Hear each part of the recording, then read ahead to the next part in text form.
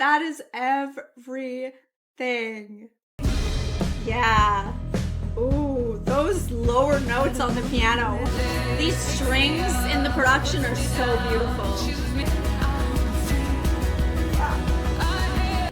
Ooh. Ooh, that like bass. I love it. Ooh. What an experience.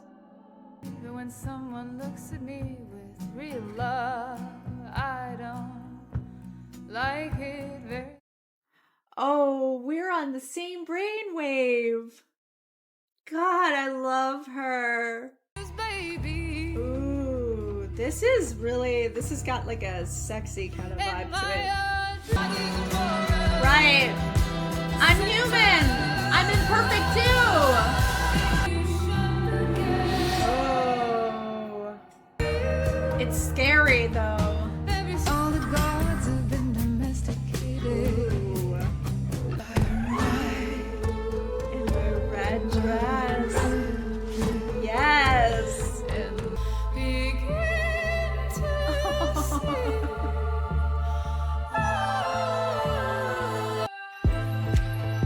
Oh, okay. Interesting. I love this production. This sounds so good. Oh my god. Oh, this is...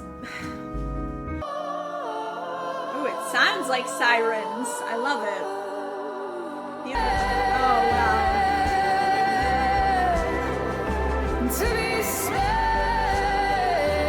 We are on the final record from Florence and the Machine. We're getting this stuff done before Halloween, and I'm so excited.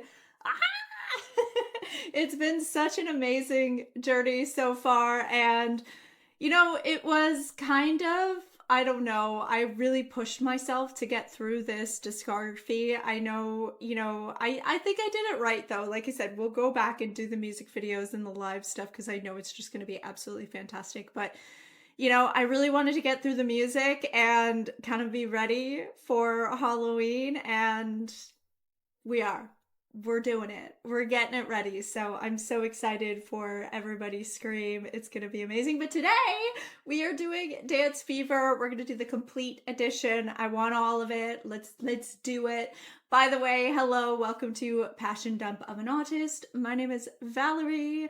If you love Florence and the Machine especially, then this is the channel for you because, as I said, we're going through the whole discography, and then once we get through the new album stuff, then we'll also go back and, like I said, do the music videos, do some live stuff. Like, we're not done once we go through the discography. We're really just getting started. So having said all that, if you're excited about that, this is a great opportunity for you to like and subscribe and comment down below your favorite Florence and the Machine record and what you're excited about with the new record.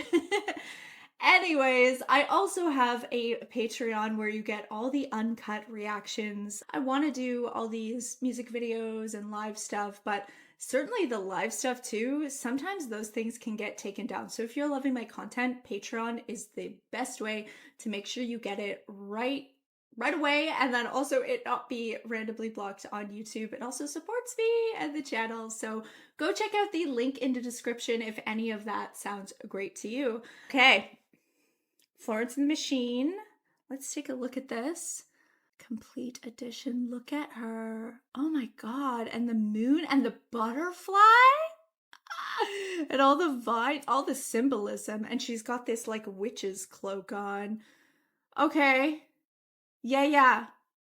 I'm already here for it. We haven't heard anything. That is amazing. Okay, 18 songs we're doing. I think the original one is 14 songs. I think this Mermaid wasn't in the original one, but I mean, Mermaids sounds amazing. I want to do Mermaids. I think it ended with Morning Elvis, but then we've got Poems, which, like, if you follow me on Instagram, by the way, here's a plug for my following me on Instagram. I do put up all my like highlights and stuff from my content, and you'll get to know like when things are coming out on YouTube and things like that. But also I share a little bit of my own art. I consider myself a poet. No, why did I say it like that? I am a poet. I'm a poet. Why did I feel so protective? Like I needed to like be like, I consider myself a poet, but you guys don't have to. No, this is us coming into our power, okay? And Florence is helping me do this. I am a poet, and I post my poetry up there, raw and unedited. But I do it just, I feel like sometimes you just have to post your art, and you know, you can edit it and make it better as you go. But if you're too afraid to let it go out into the ether, then my whole point to that is I love poetry, and so I want to hear it in the poem version. I will very much appreciate that, so I'm excited about doing that. So yeah, go follow me on Instagram. It is Passion Dump of an Autist on there as well. And I also, here we go. Should we do an oracle? We should. Let's do the animal. Let's do the animal oracle. Okay, hold on. So it's basically just, we're gonna just see what the energy that we want to be aware of or think about while we're listening to, I'm just shuffling, by the way, while I'm talking. We want to basically see what the energies that we want to kind of be concerned with and just have in the back of my mind while I'm listening. Okay. All right, here we go.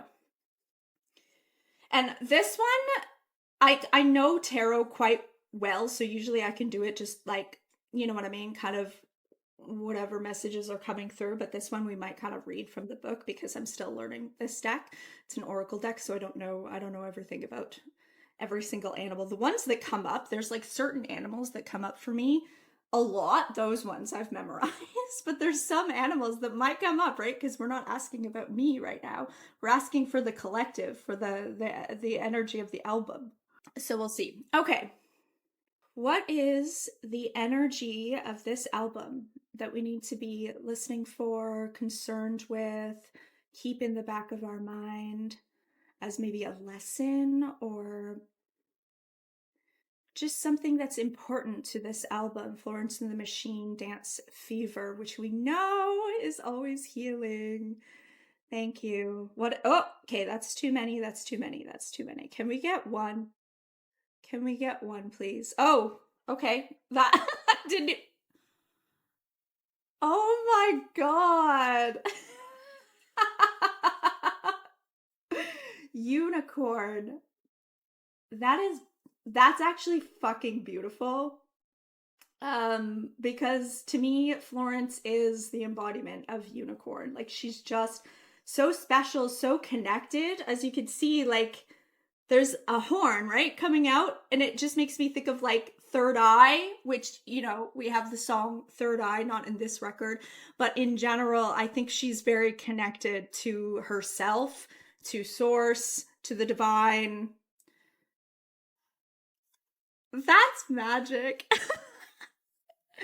That is magic. On the bottom, we have the vulture, which is basically just clearing out old shit. So that's something to think about too, because sometimes the bottom of the deck can also give us an indication. Where is it with Third Eye? It's probably to do with, because all these spirit ones are all connected to a chakra. 6th chakra. Yeah, Third Eye. Perfect. So, okay, here's what it says. Reconnecting to higher wisdom or divinity. It's difficult to see, hear, or think of a unicorn without immediately questioning if it's real. Did they ever exist? Perhaps long, long ago. The mind answers, maybe, or it could be, or no way. This very contemplation explains our relationship with divinity and encapsulates our wavering belief in the unicorn. We wonder what divinity is. We wonder where our intuition comes from and if we can really trust it. Okay, so we're also, yes, intuition, which I talk about all the time. We think about a higher power and our mind hesitates between yes, no, and maybe. The unicorn card appears and wakes us up to curiosity about the higher self and the divine. It is a card of questioning, exploring, and contemplating the inexplicable. That's so cool. And this is by Kim Kranz. Animal deck. It's beautiful. It's such a good deck if you're into that kind of thing. Let's go. King.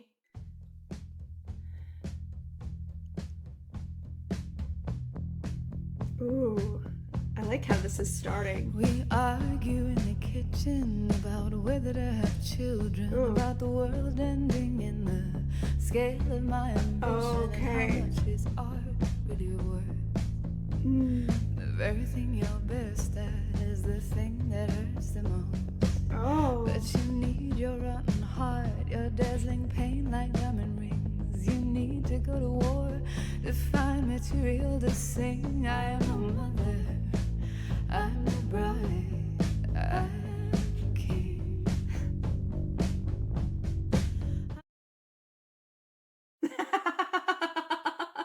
That is everything.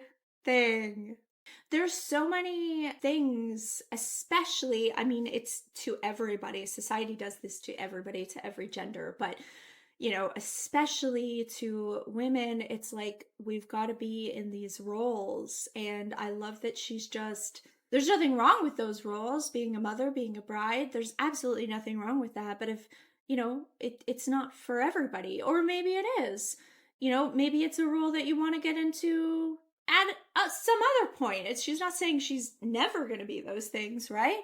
But right now, in this moment, I am king. As she should. Say it. Say it. This is really interesting too. Like, you need your rotten heart, your dazzling pain, like diamond rings. You need to go to war to find material to sing. That's just an interesting idea of, you know, being a poet or a songwriter, or being an artist of any kind, and like feeling like you have to be in these more intense emotional states in order to kind of come up with anything, in order for your art to be worth something. Even me, like, you know, I sometimes I wonder, like, because a lot of my poetry I write through deep pain and deep emotions, as most artists do, and I guess I do wonder sometimes, like, you know, when I find peace and happiness and joy, because I'm almost there, what will happen to my poetry? Maybe it'll just transform into something beautiful, butterflies and rainbows, and maybe that won't relate to some people, but maybe it'll relate to some people, to other people. Who knows? As my Jenny is just humping the pillow, having a great time. She's king. Clearly, she is king. Look at that. Jenny, you're amazing. I love you. You're wonderful. Yes, I know. Yes, you're wonderful. God, she's cute. Okay, this is great. I love this. I need my golden crown of sorrow, my bloody sword to swing, my empty halls to echo with grand self-mythology. Yes. I am no mother, I am no bride, I am king. Oh. One thing really quickly, one thing I really love is that we get to hear a lot about her inner world and her relationship to fame, to her art, to her fans, to performing, to writing. Like, we get that throughout these however many albums we've done. That's one thing I've noticed, is that she's not afraid to talk about that as a topic, and some artists don't. Some artists just kind of stick to like love and relationships, or, you know, not that there's anything wrong with that. They're, God, of course, that's like usually my favorite stuff are those topics, but I do find it really interesting that we get a glimpse into that inner world, because you know, being an artist is such a different path. It's definitely the path less traveled for when we're talking in general for humanity. You know, most people, I would say, you know, do like a 9 to 5 type job and stuff like that. Nothing wrong with that. But you know, it is interesting to get into the mind of someone who did choose this very different path of being an artist. I love it. I love the insight. I am no mother, I am no bride. Yeah. Ooh, those lower notes on the piano. Holy shit. Always shifting shape. Yes. Just when you think you have I was just talking about that with the like changing roles. we're on the same brainwave here. I love this. I love this. Sorry, I'll put it back. That a woman is a changeling, always shifting shape. Just when you think you have it figured out, something new begins to take. What strange claws are these? Ooh. Scratching at my skin. I never knew my killer would be oh, coming from within. wow. Yeah. The way you can self-sabotage.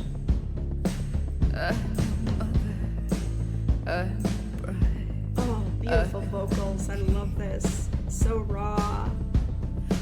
I need my golden crown of sorrow, my bloody sword to swing. Beautiful I need my vocal empty layers. halls to echo with grand sail of mythology. 'Cause I am no mother, I am no bride, I am king. Yes. I am no mother, I am no bride, I am king. I am no mother, I am no bride. Beautiful. I am king. Yes. Percussion and drums always amazing as usual. Bride, I am king. Yes. Nice.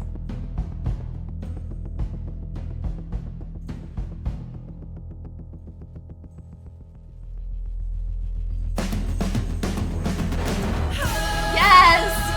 Beautiful!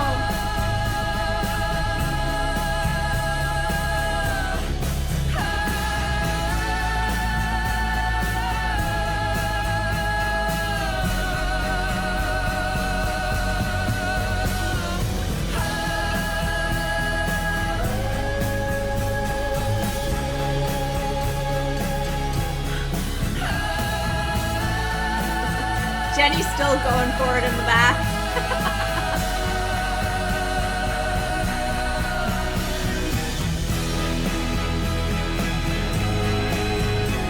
Oh, beautiful instrumentals here. Wow. Whole fucking orchestra.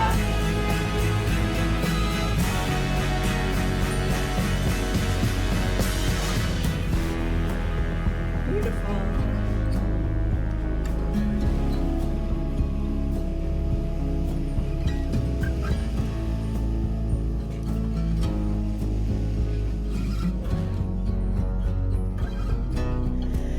I was never as good as I always thought I was, but I knew how to dress it up. I was never satisfied, it never let me go.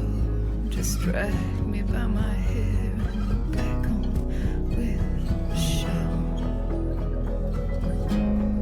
Oh, wow.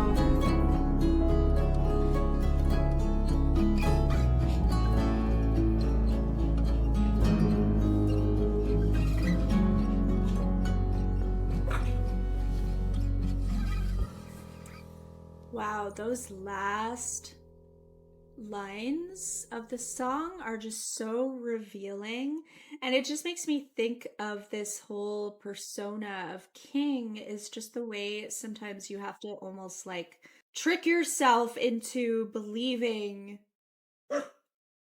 Jenny, I'm glad you're excited, honey. She's got so much energy. She's feeling the king energy, I guess.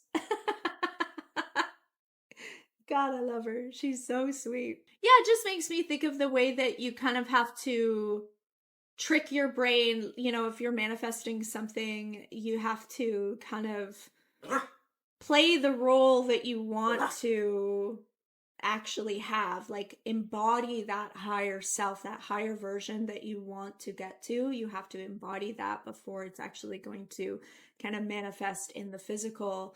And so it just kind of makes me think of that idea of like, you know, saying I am the king, but then also down in the core, having these moments of just not feeling like that. But like pressing on anyway and doing it anyway. I was never as good as I always thought I was, but I knew how to dress it up. Like she knew how to just kind of keep going and keep doing it anyway, dragging herself by the hair. I was never satisfied. It never let me go. Maybe this drive for greatness, this drive to be the king. But, you know, we're all multifaceted. So, you know, even if you have those king moments, you're going to also have these moments of doubt as well. That's just being human. That's so normal. Okay, I like the title of the next one, Free. Ooh, I like this sonically. This is interesting. Sometimes I wonder if I should be medicated. Okay. If I would feel better just lightly sedated. Oh, yeah. The feeling comes so fast and I cannot control it. Yeah. I'm on fire, but I'm trying not to show it.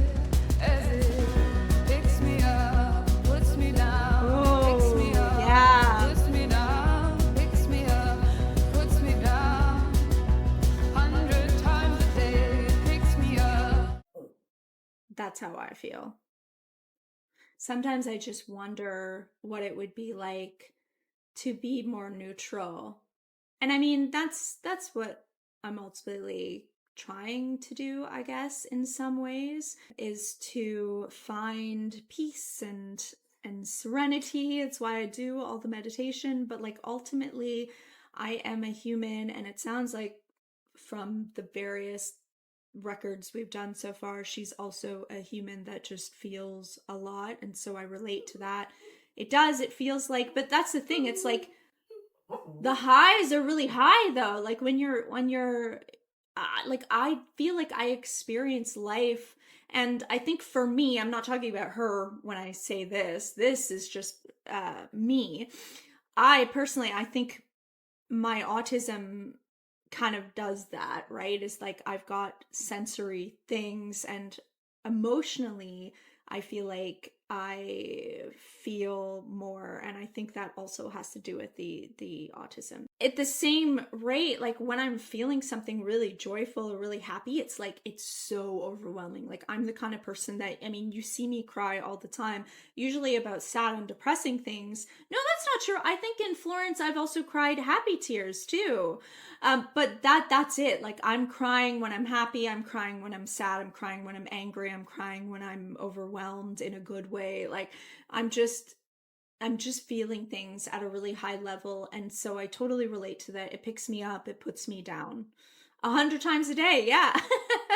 I always just say, like, I have a really hard time, like if I talk to a friend and we haven't talked for a while and it's like, how are you doing? And I'm like, in general, I'm doing good, but like it's been a roller coaster. And I feel like that's my answer all the time, because I feel like my life really just has been a roller coaster. It's been a lot of really high highs and a lot of really low lows over the last 2 years. And I think I'm ready to stabilize a bit, but I understand that this is all part of being human, and experiencing these things is making me better. It's helping me grow, but man, it's been tough, and I relate to that. Puts me down, chews me up, spits me out, picks me up, puts me down. I'm always running from something to push it back, but it keeps on coming, and being clever never got me very far. I'm always running from something. I push it back, but it keeps on coming. Yeah. And being clever never got me very far, because it's all in my head. Oh my God. Yeah. Because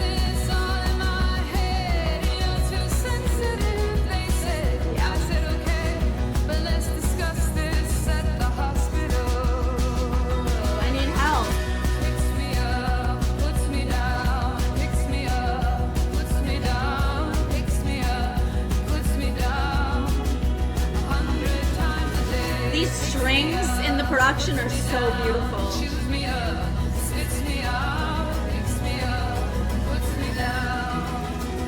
But I hear music, I feel me, and for a moment when I'm dancing, I'm free. I hear music, I feel me, and for a moment when I'm dancing,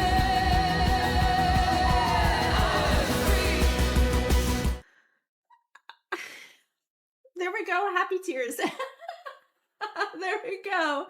I predicted it. My third eye predicted it. Oh my God. Yeah, I relate to that so much. One of the most healing things, like I literally do all the things, all the therapy things, like actual talk therapy. I read self-help books. I do meditation. I journal. I fucking go out for nature walks. I do all the self-help things in the world. And I'm going to be honest, one of the most healing things I do is, first of all, doing what I'm doing right now, listening to music and relating it to my own healing and potentially helping other people feel seen and maybe help other people on their journey of healing. But then the other thing is putting on it always goes to music for me as well. So I relate to this in just putting on music, like blasting in my ear and dancing around in my living room or with my dogs. It is the most free I ever feel. All different types of music too. That's why I like when some people are like snobby about certain types of music, like let's say pop music or and they're like that's not real, and it's like it makes me so frustrated because I'm like there's so many different types of healing experiences you can have with music, and sometimes the stupidest, and I put that in quotation because I don't actually think it's stupid, but the silliest, we'll say, maybe is a better word, the silliest pop song with like an amazing beat and an amazing catchy melody can sometimes be exactly what you need in that moment to like put that on and just shake your ass and dance around. And obviously Florence and the Machine music is also amazing. I've had many healing experiences with their stuff as well, but I totally relate to that. That it is when I feel the most free is when I'm dancing around to music. And sometimes I'm like dancing contemporary to like the most depressing like Lana Del Rey song as well, and that's also healing in its own way as well. It's like it depends on what you need. Yeah, anyways, I'll keep going. That was beautiful.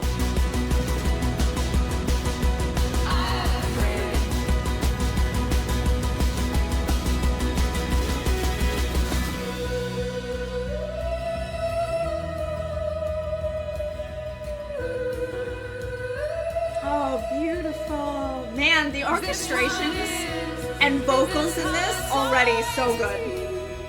To exist in the face of suffering and death and somehow still keep singing, oh, like Christ upon a cross who died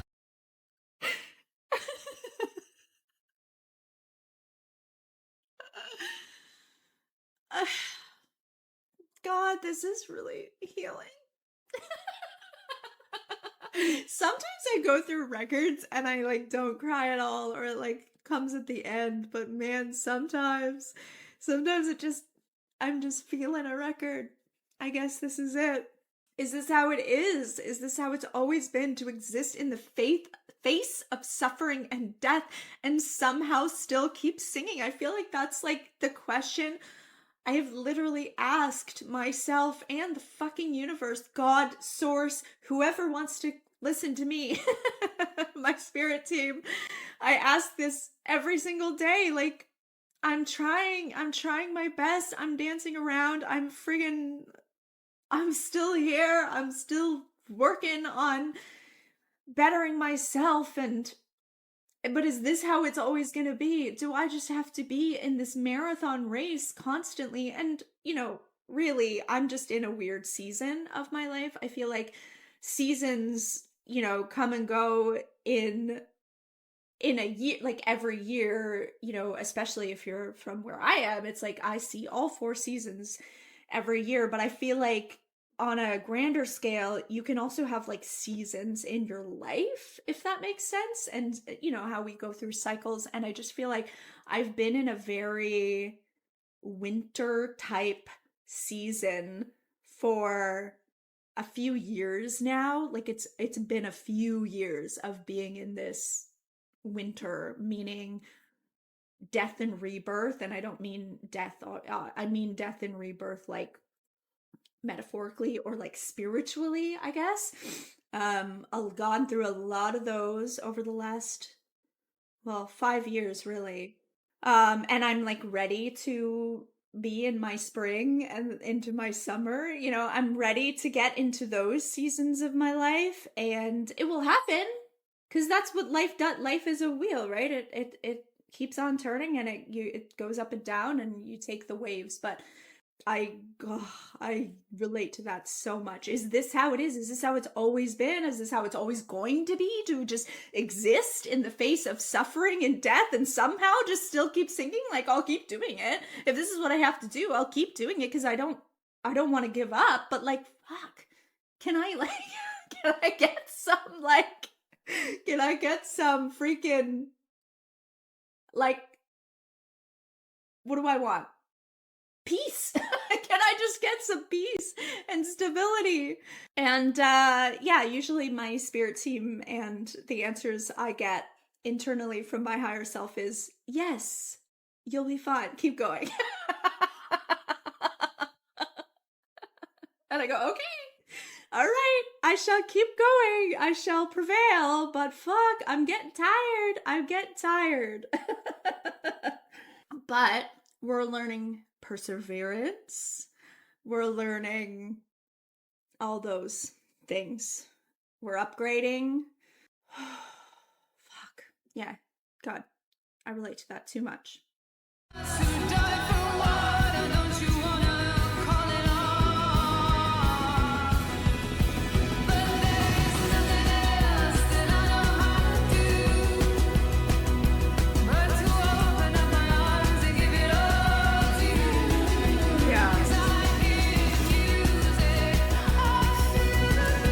It's hard, but she doesn't know how to do anything else. I relate to that.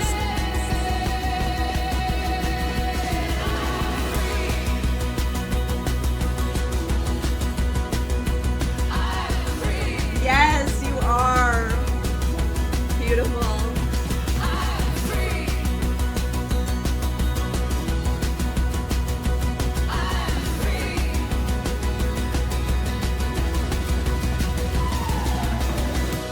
That was cool. These little like vocalizations in the background are really beautiful.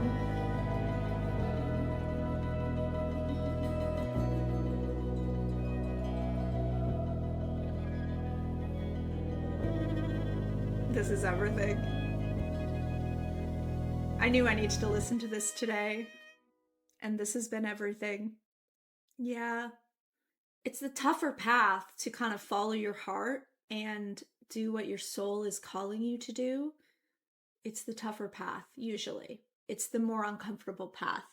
Not everyone takes it, and I don't think everybody is meant to take it, to be fair. I think we all have different purposes in life, and I think some people's purpose could be completely different and have nothing to do with like career, or you know what I mean? We all have different life paths, and so I think sometimes some people are meant to, you know, take a more steady or even path, and they probably have challenges in other areas because that's what their soul is calling them to do, right? But as far as like this type of thing, like choosing a career path that is kind of in some ways like completely against a lot of things in society, it's just not the simple path. It's unstable, and I mean, she feels like she's giving her everything. She's giving her whole heart and soul to us, but she has to. That's the only way she feels free, is to be dancing and just giving herself in that way. But, you know, I guess this song is like exploring the darker side to that too, because obviously there's a sense of sacrifice. And oh my God, what is that song? Was it the Rabbit Heart from Lungs? We were talking about sacrifice as well. Yeah, it's a topic that's come up before for sure. If I'm not getting the song right, I don't know. There's definitely sacrifice in it, but she's like, I can't do anything else though. So I'll take the dark sides because it's worth it. The light, the freeness I feel. Ultimately, I'll go through the darkness because I'm sure there's a lot of darkness in that. Well, we know there's darkness in that industry. We don't even really know to the extent, but we know there's a lot of darkness in that industry. Wow. Okay. Choreomania. That's amazing. That is an amazing title to a song. Okay, here we go. Choreomania.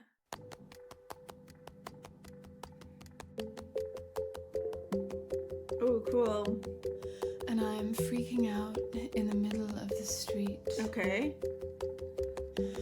With the complete conviction of someone who's never had anything actually really bad happen to them. But I am committed now to the feeling. I don't know how it started, don't know how to stop it. Suddenly I'm dancing to imaginary music. Something's coming, so out of breath. I just kept spinning and I danced myself to death. Something's coming, so out of breath. I just kept spinning and I danced myself to death. I think there's obviously we can talk. I know she's, you know, very free in her live performances and things like that. I haven't seen them, but from what you guys have told me and how I imagine anyway, just hearing the music, I do just imagine this like beautiful freedom. So there's like a little literal translation of all this talk and theme of dancing, but I also think there's very obviously too like a bigger metaphor of just like dancing through life, not to bring Wicked into it. I just realized as I was saying it, I'm like, that's a literal song from Wicked. Anyways, but just the idea of like dancing through life, like the highs and the lows that we're talking about, right? That she was talking about in the first one. Was it the first one or the last one? I don't know. I'm confused. They're melding together now for me. But, you know, just having a lot of big emotions and just trying to go through things. It feels like a dance. Trying to balance things in life feels like a dance. And like also going back to like the Odyssey, when we were seeing the interactions with others, is also this really interesting dance. Yeah, moving dynamics with people, with relationships, both, you know, familial or, you know, romantic or platonic. They all just feel like you're doing a dance. And so I think there's definitely that bigger metaphor to kind of keep in mind as well, which is so cool.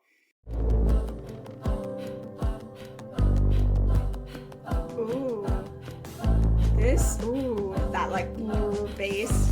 This is the end. I'm about her driving around in the backseat of a car. I'll be your demon daddy. And they speak to you, 'cause they speak to me too. The pressure and the panic you push your body through. Yeah. Something's coming, so out of breath. I just kept spinning and I danced myself to death. Something's coming, so I'm feeling a lot already. This is the third one, and I am feeling a lot to do with like balance too, which I mean kind of goes with the dance metaphor as well, right? Balance is very important in dance. So yeah, metaphorically as well. And in life, balance, I think, is probably the most important thing you can be concerned with trying to get to, in my opinion. And I think sometimes, like this line, I just keep spinning and I dance to myself to death, because it's like sometimes that happens when you're an artist. I can relate to that because you're so passionate and you're so excited. You like throw yourself into it until you get into burnout. Like, even on a really small scale, I mean, I've always, because I've been an artist my whole life, dance, singing, acting, I've done it all, right? And now doing YouTube, but even now in my life doing YouTube, I've had to really slow down sometimes, because I'll get really excited and I'll get all these creative plans and, oh my God, I need to do this deep dive, and oh my God, people are excited about this and I need to do this. And it's like all of a sudden I've committed myself to, like, well, if you notice, I have so many deep dives that I have on the go, but like really I've only been able to focus on Mitski and Florence, and it makes me sad because I'm like, well, I don't want people to think I don't want to do Lady Gaga anymore, because I'm loving that. But it's like I'm just kind of going with what feels good in the moment, but I can't freaking deep dive everything at the same time. So it's been really tough for me in my own personal life to not spin and dance myself to death, because because I want to do it all. I want to sit here and do 1,000 reactions, but I just can't. I can't. I just don't have the energy, especially to like edit it for YouTube and all that. I've really struggled to find a balance. And so, yeah, mine's just on a really small scale, but I relate to it in that way. Breath, I just kept spinning and I dance myself to death. You said that rock and roll is dead, but is that just because it has not been resurrected in your image? Like if Jesus came back, but in a beautiful dress. I love that. I love that. You said that rock and roll is dead, but is that just because it has not been resurrected in your image? So just because it's changed and it's different and there's more women now kind of overtaking the space, does that mean it's dead? I love that. Like if Jesus came back, but in a beautiful dress. Absolutely, tell them. Say it. You are a rock star. She's a rock star. What do you mean rock and roll is dead? She's doing it every single day of her life. Say it. I love it. So good. All the evangelicals were like, oh yeah. Beautiful. God, the production is always so good.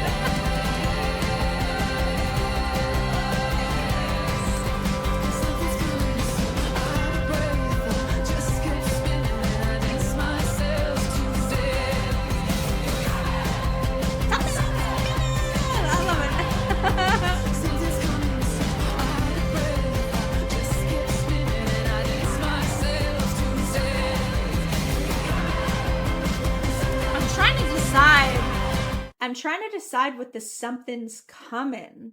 So out of breath. Because, I mean, here we go. That's intuition there. We've already got our unicorn moment. That feeling of something's coming. I feel it all the time, and I'm always right.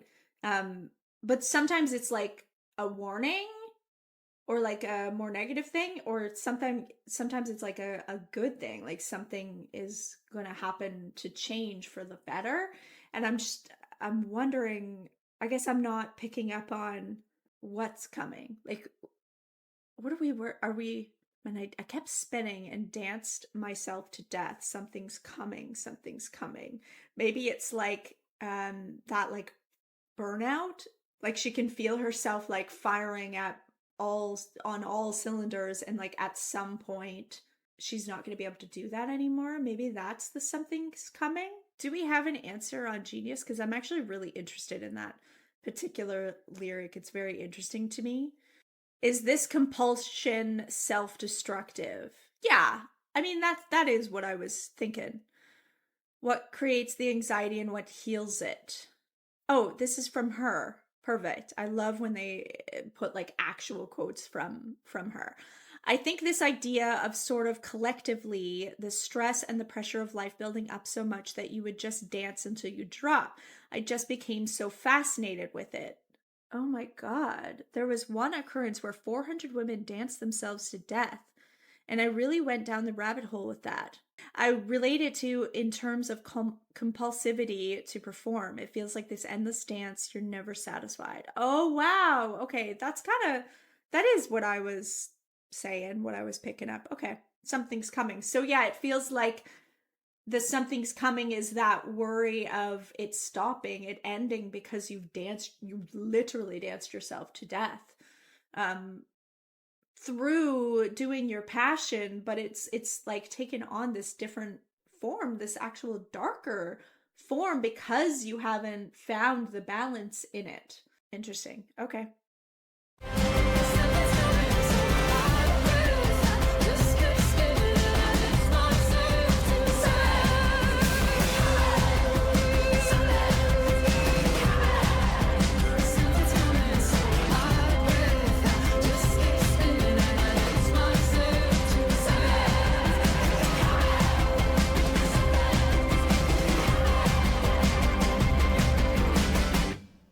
Beautiful. Ooh, that kind of like went right into the next one in a way. Okay, back in town. This is amazing. I'm loving this. Oh, it's like almost like a wind. It's like a choir in the right ear here. But it almost sounds like wind.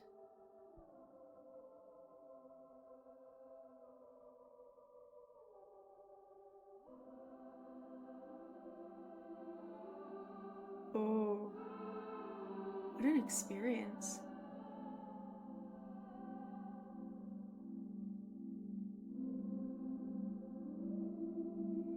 This is giving me chills.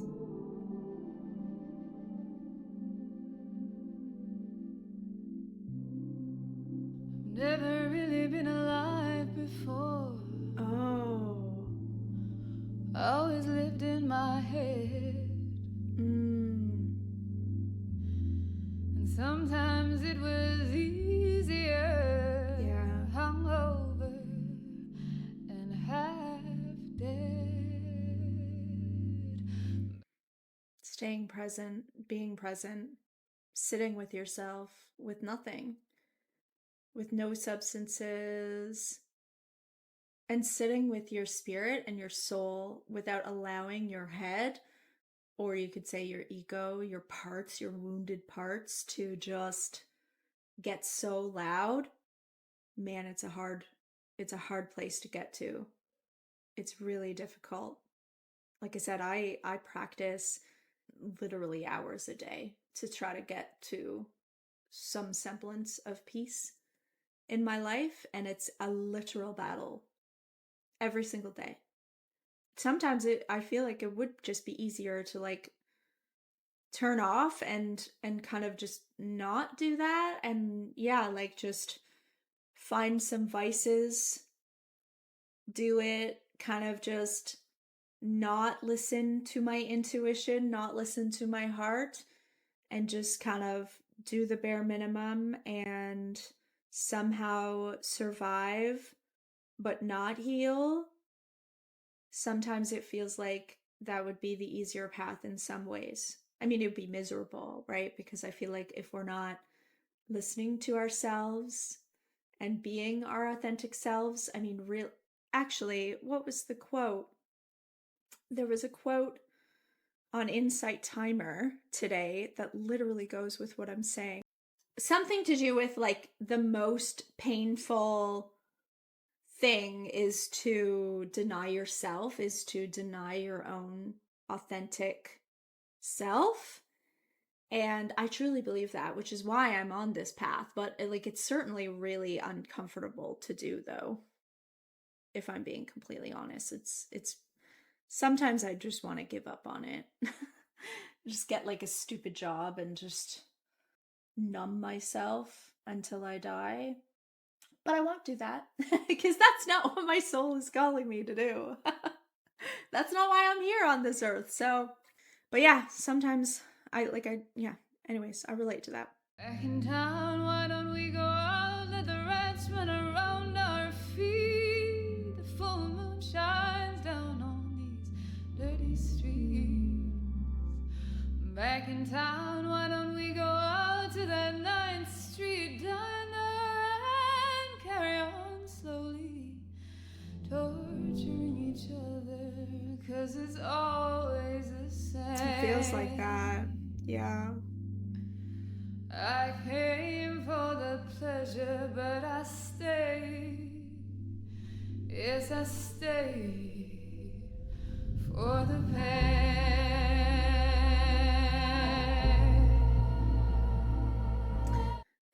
Yeah, such an interesting.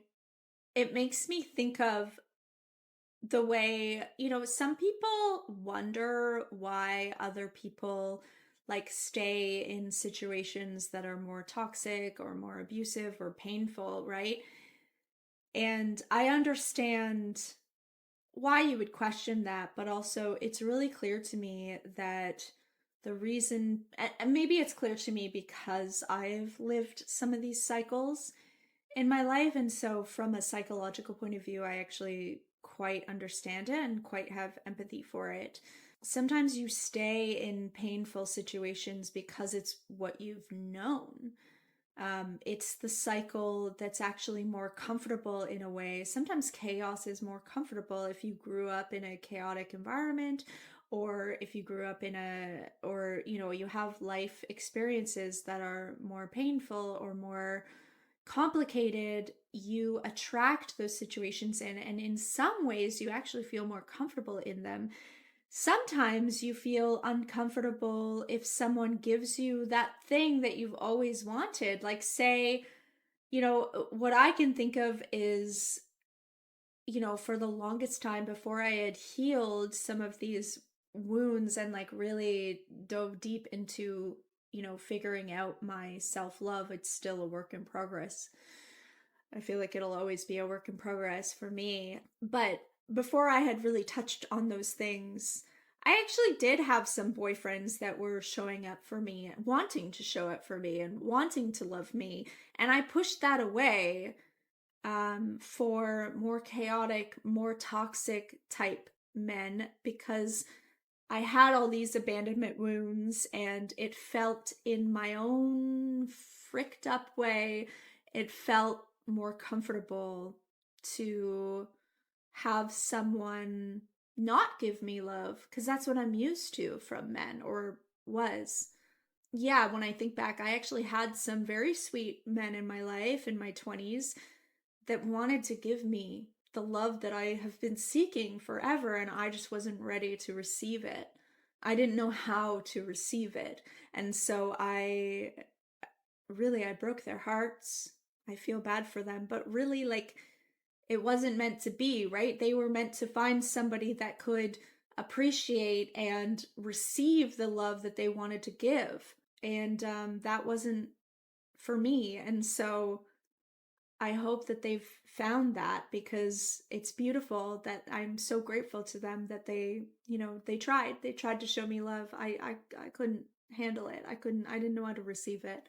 And so I decided to play out all these cycles of, toxicity and emotional abuse and things like that, because that's what felt right to me, but also it was very painful.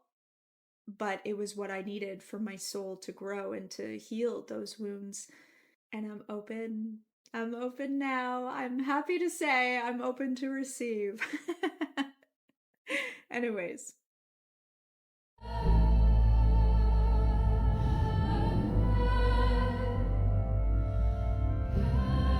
It's lit up like a movie scene there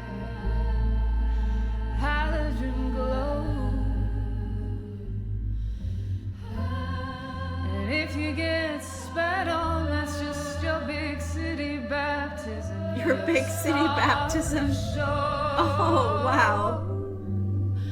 It's like your initiation. Why don't we go out and never go to sleep? Throw our dreams out, let them pile up on the street. Oh, interesting. Thought that I was here with you.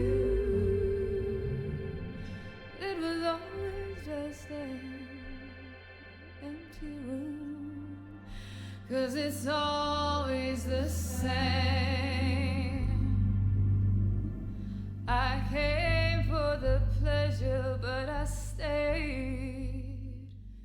Yes, I stayed. Beautiful. For the pain.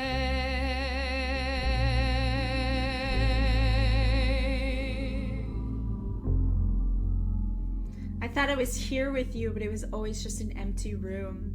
That feeling of being lonely, even in the presence of someone, in the physical presence, but there's no true intimate connection emotionally or spiritually. It's very lonely. Oh, this is beautiful.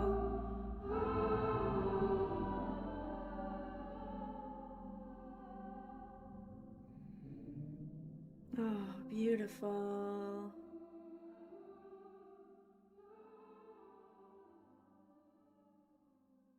Stunning. Oh my god, we're only 4 songs in and we're already over an hour. Like, I know I talked for 20 minutes, so, you know, but still, I need to get my ass going. Okay, next one, Girls Against God. Interesting title. And the next one, too, Dream Girl Evil. Like, these sound so intriguing to me. All of these. Okay, Girls Against God. Here we go.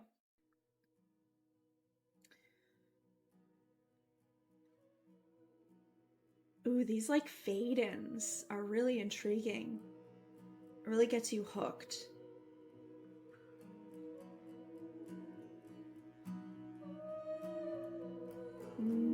The acoustic guitar is beautiful.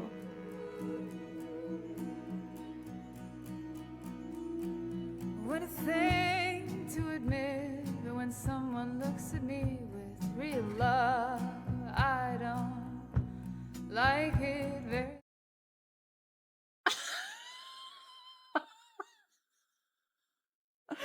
Rewind the fucking video back if you missed it. Come on. Come on, not me interpreting the next song. And the song. I just talked about that. Oh, we're on the same brainwave. God, I love her. That is wild. I just had a whole monologue about that. Oh my god, that's amazing. We're using this. This is me using this. Amazing. Man, we are connected. Holy shit. Okay. Yeah, well, I relate to that. I just said a whole monologue about it, Florence. Let's hear more. Thank you. Kinda makes me feel like I'm being crushed. Yeah. Yeah. Is this something that you would like to discuss?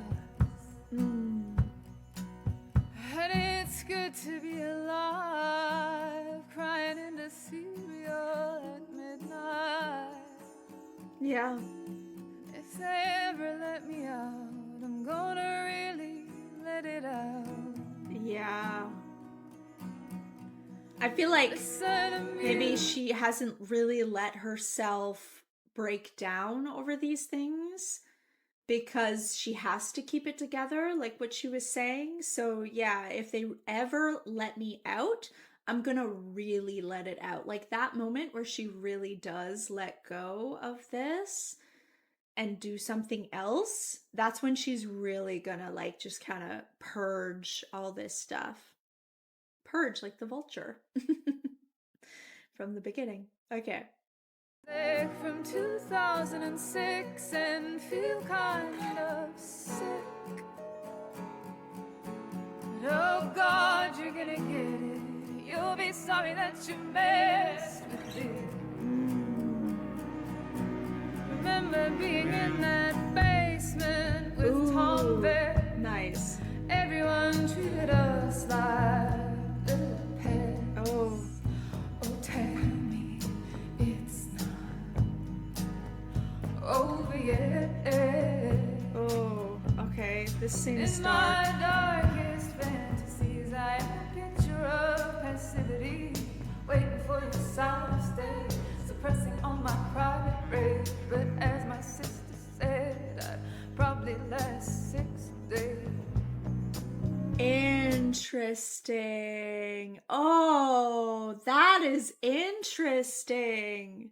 In some ways, she wishes she could, in her darkest fantasies, like she realizes that it's maybe not like it maybe wouldn't be looked upon as like a positive thing, but in her darkest fantasies, there's this part of her that almost wishes she could play that passive good girl and just kind of suppress all that rage, because it's a lot, right? She's been singing about how much it's a lot to feel this much. It's a lot. It takes a toll on you.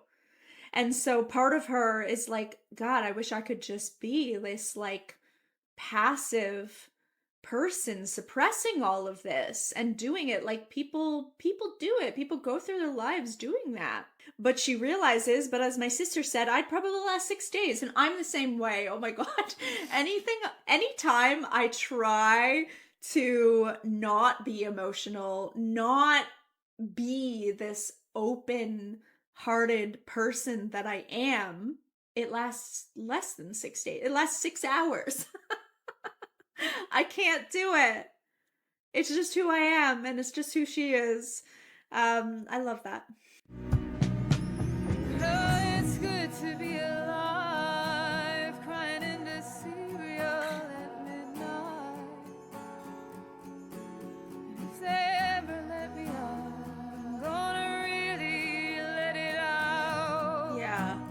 This is so different. When I decided to wage holy war, it looked very much like staring at my bedroom floor. Yep. Oh God, you're gonna get it. You'll be sorry that you messed with me. God, I relate to that too. Have you ever done that? Have you ever just gotten so angry with God, with universe, with source? Like you're like, God, I have had those moments. I have had those moments. Just, I mean, these are like dark night of the soul type moments. These are where you do the true growth, though, in my opinion, is when you're on the floor cursing at God. I'm not saying you should do it.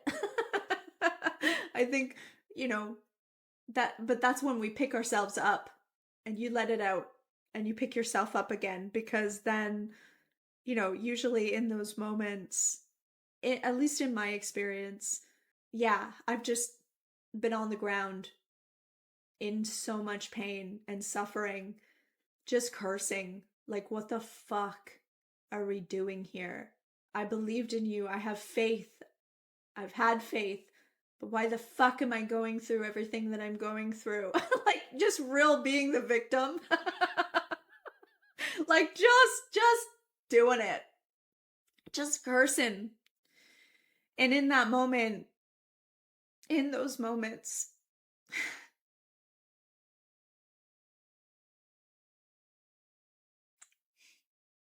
it's when I have never talked about this, not in this way, on here. Not to really anybody, but I guess this is bringing it up. In those moments, that's when I'm faced with the most love. Like I'm out there raging and being the victim. And that's when I'm shown the most love from the universe, God, my spirit team. I always just feel so wrapped in love. And then, of course, I feel foolish for being so angry at something that I know is actually very supportive if I let it be supportive. I have been the one to self-sabotage and make things harder for myself than I need to. When I'm not listening to this, that's when I'm having those moments. But I will say that my experience with the divine, with God, with source, however you want to say it, like I said, I can hurl the worst insults and I'm only met with love. And that's humbled me. Like I said, I always feel so foolish after. It's helped me find that acceptance in myself within because I'm feeling it without. So the next step, and that's what I'm working on now, is to feel that same love and compassion for myself within me that I feel coming from an outside source. Sorry, we're getting real spiritual here. Not sorry, but I understand it's not necessarily going to resonate with everybody, but I'm just kind of speaking from my own thoughts and feelings on these things and experiences. But yeah, I you're gonna get it. You'll be sorry. Like I don't mean to laugh. It's just I relate to it because man, like I've really been that. I've been in that state. And yeah, I'm always very humbled after. And I know I may not look like much, just another screaming speck of dust. But oh God, you're gonna get it. You'll be sorry that you messed with God. You're gonna get it. Yeah. It's good to be alive, crying in a sleepy open night. Oh God, you're gonna get it. You'll be sorry that you messed with us.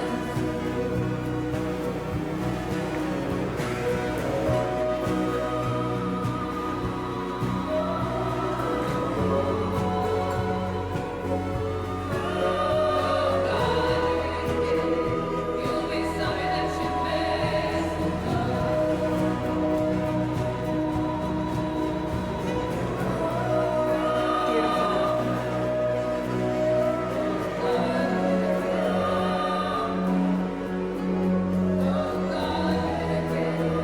You'll be sorry that you messed with me.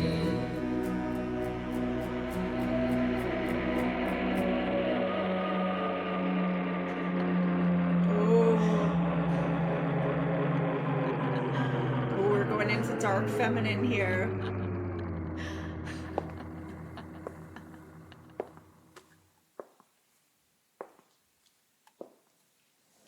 I met the devil.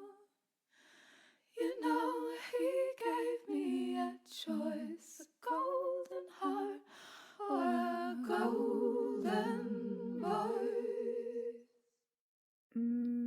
Wow. Yeah, we've gone full dark feminine. I love it. Although I have to say, she's at least from my perception and from what I feel energetically from her, I'd say she has both a golden heart and a golden voice. So I don't think she actually had to choose. But I know this is we're just doing art here. I get it. But I think just from a more metaphorical, it's like I guess she's feeling like she had to lose a part of her softness, a part of her, she had to harden a part of herself in order to survive this industry, in order to have this voice and to be able to speak it. There was, again, we talked about sacrifice. We've talked about sacrifice. She's talked about sacrifice. That would be it, is feeling like you have to choose between this golden voice and this golden heart. And so she's or how I'm interpreting it, is she's feeling like she's had to harden a part of herself. She's had to harden parts of her heart in order to be who she is, which is sad. But like I said, I still think she has a golden heart, personally. Dream girl, evil. I mean, it's kind of perfect. I mean, I don't know what it's about, but it sounds kind of perfect after the one we just listened to. This, like, let's go full dark feminine, please. Let's do it. We've got a sacred rage, okay? Especially with divine feminines. We need to embrace some of that rage is actually very important, right? The fire is purifying. Well, did you miss me?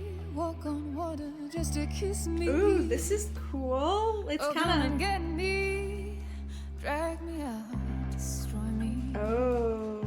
I've been expecting you, I'm ready. Deliver me that bad news, baby. Ooh, this has got like a sexy kind of vibe to it. Dream girl, you think of me in bed, but you could never hold me and like me better in your head. Make me evil, then I'm an angel instead. At least you'll sanctify me when I'm dead. Dream girl, dream girl. I love this. This is so cool.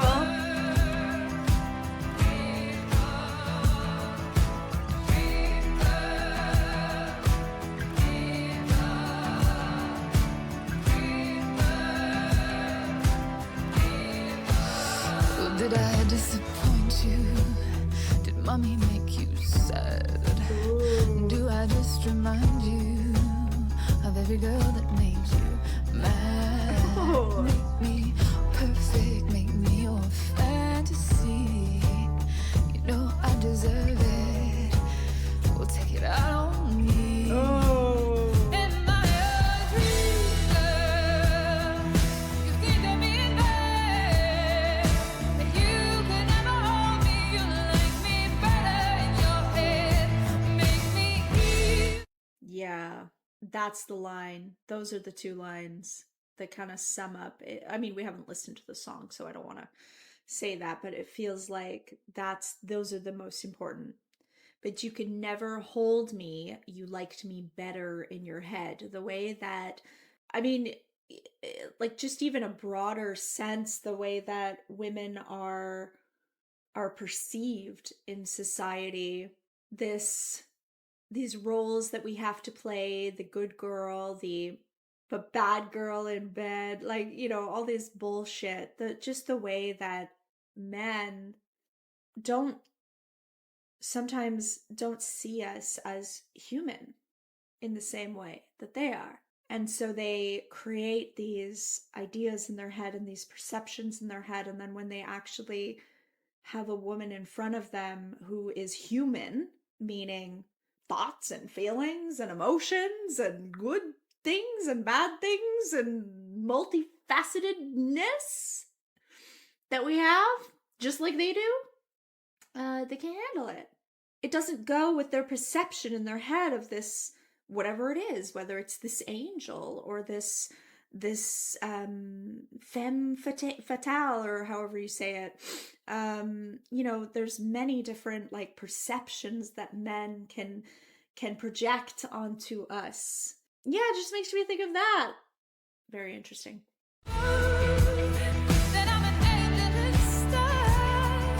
At least you'll sanctify me when I'm dead.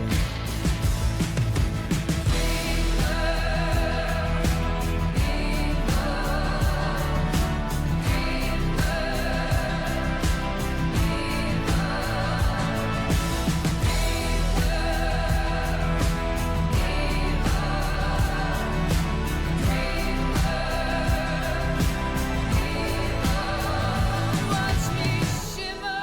Projection of your mother. Exactly. a projection of your mother. Yep. But don't come crying.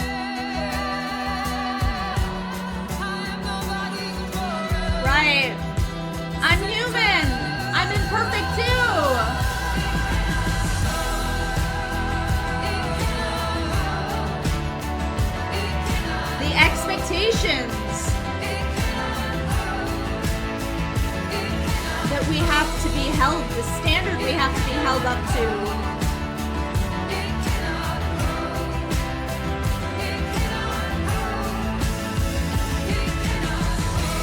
But we're imperfect too. We're human too.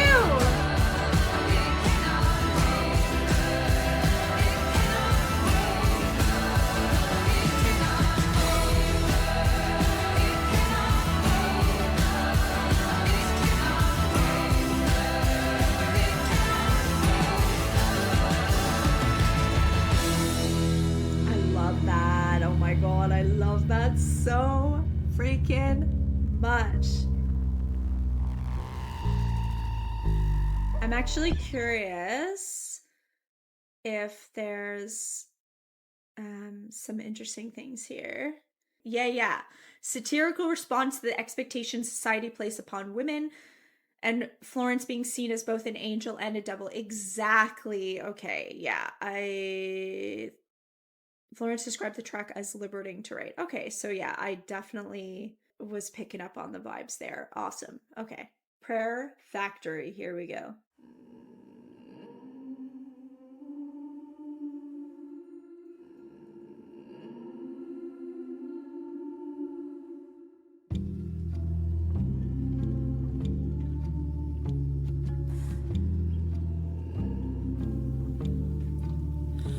All the things that I ran from, I now bring as close to me as I can. Ooh, okay. Ripping hotel sheets with gritted teeth, my montage of lost things, Wow, this is like a really short song. Sorry, we'll keep it going, but it just made me think of that first line is just incredible. All the things that I ran from, I now bring as close to me as I can. From my experience, that's usually the way to heal and to find happiness and joy, is to face those things. The things that you run from are often the like key to finding, to heal, and to find joy and really what your soul wants.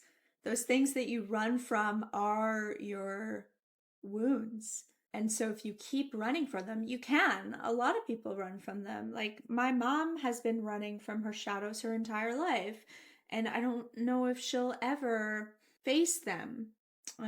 Which is sad, and it's fine. You know, like I said, everybody has a different purpose in life, and we do what we can. That is the key to your healing. But it's uncomfortable. You're running from them for a reason, right?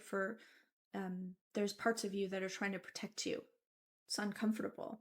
shining trinkets of green. Ooh.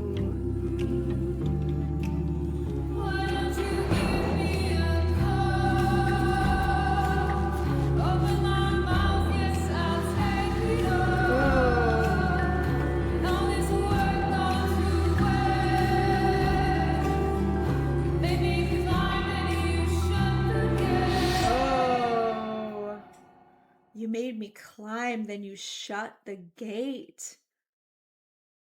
Oh, it just still feels like being lost in this prayer factory. Yeah, it still feels like this questioning of the divine. Like, you made me climb, but then now what? Now you're just shutting the gate? Like, what? Like, just not understanding the purpose of some of this pain that you're going through, I think, is what I'm getting. Okay. Cassandra. What a beautiful journey this is so far. Oh!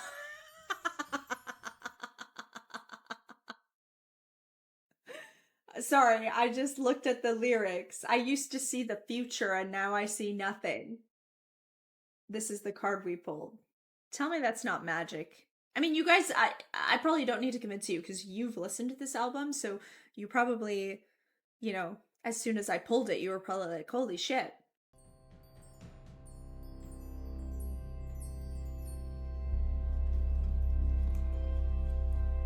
You used to see the future, and now I see nothing. They cut out my eyes and sent me home packing to pace around the kitchen for scraps of inspiration, crying like Cassandra. I used to tell the future, but they cut out my tongue and left me doing laundry to thinking what I'd done. It wasn't me, it was a song. This is beautiful. Crying like Cassandra. Who is Cassandra? Cassandra was the one who told the truth, told the future, but people didn't want to hear it and they burned her for it or something. If that's what we're doing, let's just see here. If I'm on, yes, Greek mythological figure. To tell true prophecies, but that would never be believed. No one listens. Yeah. Okay. She says, Cassandra suffers from the fact that although she knows the future, no one believes her prophecies. I use it as a metaphor. Planning albums and tours has determined my entire adult life so far. As a result, I always knew what would happen in the next few months, sometimes years. With the onset of the pandemic, I suddenly couldn't foresee anything. I had not the slightest idea what the future would look like. The prophetic spirit of my songs had left me. I was fishing in the clouds as if the god... Sorry, I don't mean to... I'm not laughing at the things she's saying. I'm laughing at... I've always seen her as the prophetic. I've always seen the prophetic spirit of her songs. I didn't know that she talks like that, like she's so aware of that. That's amazing. Of course she is. I guess I haven't seen a lot of interviews and heard her talk about herself in that way, so I just find it really fascinating. As if the gods have deprived me of my gift. Man, I can't. I actually can't. This is like the most relevant card to this album so far. Magic. I'm so glad I was able to capture that magic on camera. That's amazing. I'm so happy with that. Okay, cool. That's what I was kind of thinking, but I wanted to just be sure here. I used to tell the future, but they cut out my tongue. Okay. Usually, because I've had like dips in my intuition.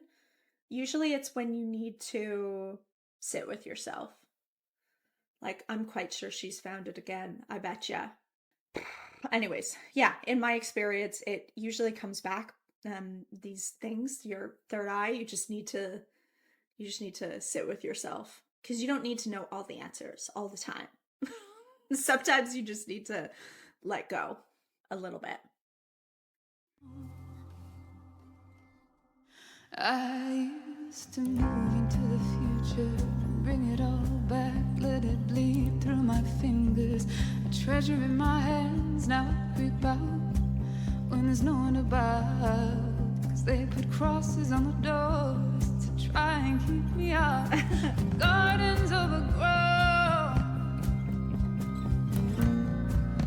And I run in the middle of the road.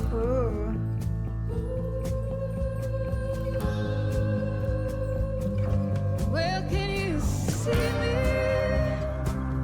I cannot see you. Everything I thought I knew is falling out of view. And this madness I'm condemned to. Well, can you hear me?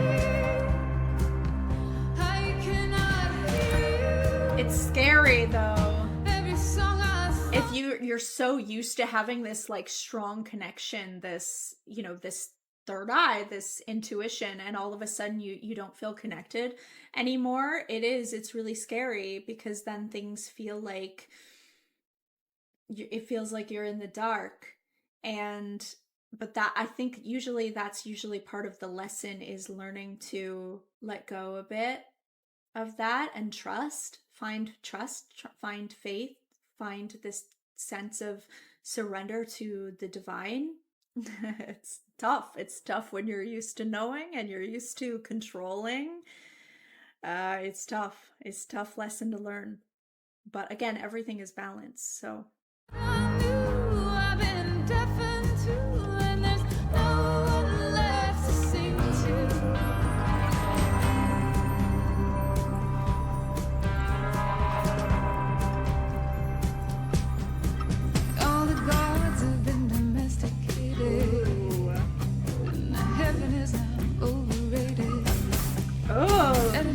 tears, they'll close their door. You can take your complaints straight to the Lord. I try to still look with wonder on the world as the roses blue and the riot bands stay plainly in view. Well, can you see me? I cannot see you. Everything I thought I knew is falling out of view, and this darkness I'm condemned to. Well, can you hear me? I cannot hear you. Every song I thought I knew, I've been deafened to, and there's no one left to sing to. Ooh, I like this production. Beautiful.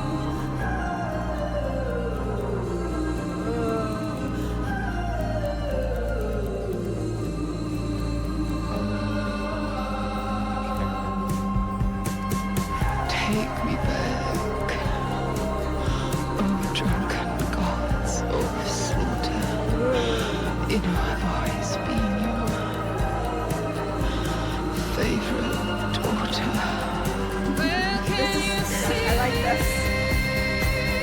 I cannot see you. Everything I thought I knew is falling out of view. And if I run fast enough, could I break apart as empires crumble and cathedrals flatten in my heart?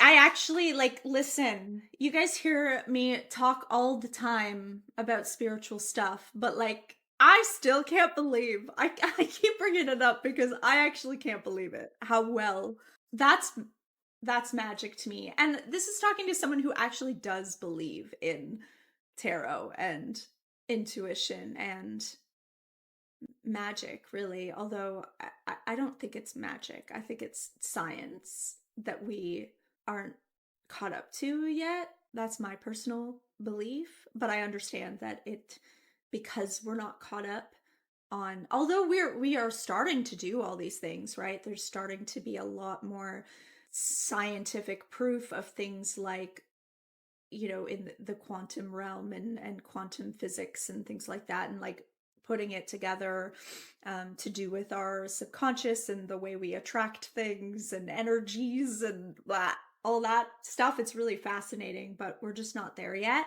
And so it does feel like magic because we don't exactly know everything, and it's, you know, not exactly proven perfectly in this moment anyway. Oh, it's just cool. I don't know. I'm just like, wow, that was magic today. And I just kept thinking of that, especially with that song, because that song was literally all about that connection with your third eye.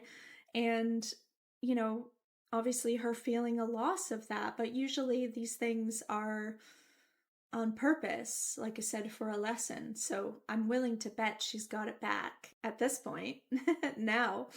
But in that moment when she was writing that song, that's how she was feeling. Okay, Heaven is Here. This is so cool. Oh, bring yourself, bring your cigarette. Draw me a circle and I'll protect. Heaven is here if you want it. Ooh. Oh, bring your boy, bring your bottle. Amazing. Open your mouth, pour it down his neck. Heaven is here if you want it. And all of the fish, let them flounder. I went to the water, drank every drop. I turn your sea to a desert. Ooh, this is so interesting. My Catholic taste and the devil. All gilded and golden, yes, I'm your girl. Hell, if it glitters, I'm good. And I ride In the red dress.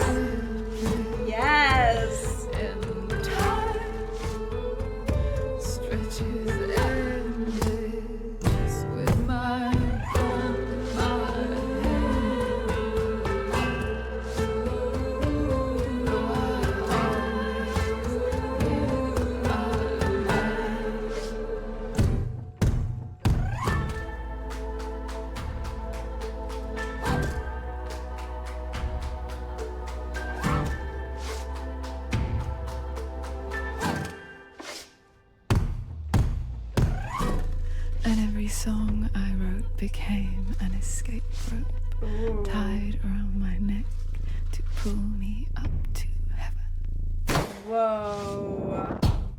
There is a lot in that. That one was so interesting. As I was listening to that, I was just thinking back to the progression through the album. It's been really cool that I've been able to do it so quickly and in succession. That's the cool thing about waiting, I guess, forever to listen to an artist is, you know, when you've got this full discography and you start going through them, you can go through them quickly and you can really see a massive progression. And I was just thinking, like, how embodied she is in her power now. It's really cool to see. It's beautiful. Okay, let's go on to Daffodil. I just find it interesting that in this reaction, I was talking about being in my like winter season for years and how I can't wait for the spring season of my life. And I don't know, I know I'm peaking, but you know, the first line, I couldn't help it. Yes, I let it get in. The helpless optimism of spring. I just think that's very interesting that I had already talked about that idea. It's so cool. It really feels aligned with my soul, this record right now. So this is so cool. Whoa. I couldn't help it, yes, I let it get in. The helpless optimism of spring. Yeah. Worn out and tired, and my heart never tired. Yeah. And the world's bent double from weeping. Yeah. And yet the birds begin to sing.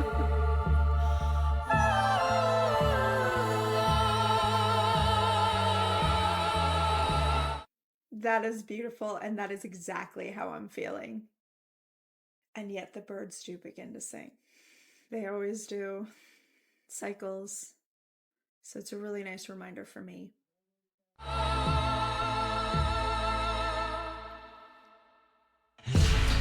Ooh, this is so cool.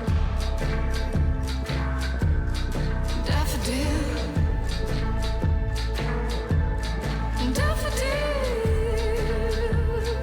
this is so cool. I'm not bad, I'm not good. I drank every sky that I could, made myself mythical, tried to be real, saw the future in the face of a daffodil. Beautiful. Saw the future again.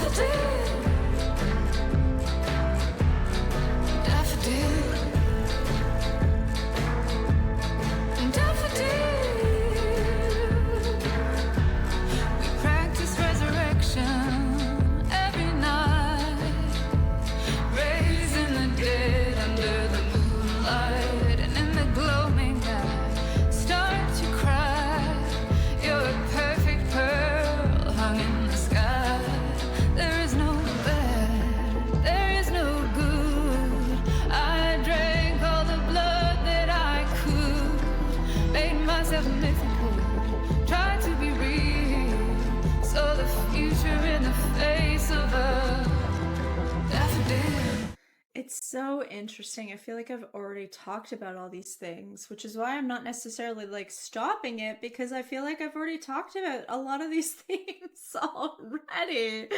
It's beautiful though. But yeah, I just feel like this idea of what I was talking about is just like trying everything. We practice resurrection every night, raising the dead under the moonlight. There is no bad, there is no good. I drank all the blood that I could. I made myself mythical. I also tried to be real. Like, I've tried everything, I've done everything. And maybe now I just need to realize that I am going to be going into my season of spring and see that future in the face of a daffodil. It's very interesting. It's very relevant to me and my life, as I guess, I don't know. I just feel like she's this beautiful oracle to my soul. I've said it before. It's pretty wild. It's pretty magical.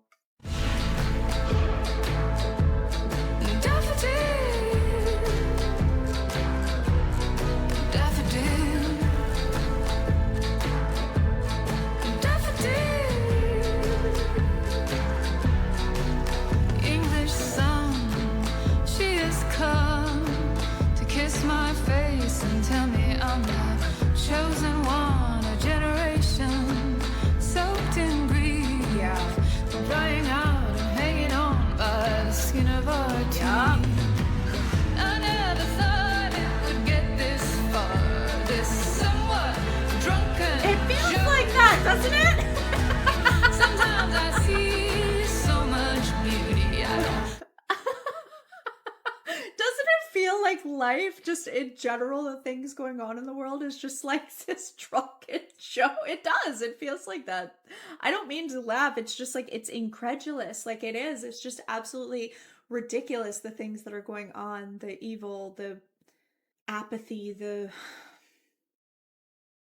but same. Sometimes I see so much beauty. Exactly. And it's confusing. Again, balance. It's really important to like know what's going on in the world, but to also have a higher view of things, but not bypass it. You need to know what's going on still. We need to be grounded in this physical realm as well, but it is also important to just take a higher perspective on some things as well. That's all I'll say. But balance, always balance. Think that I can cope. There is no bad, there is no good. I drank every sky that I could, made myself mythical, tried to be real. Saw the future in the face of a daffodil. Whoa! Daffodil, It's so interesting. daffodil.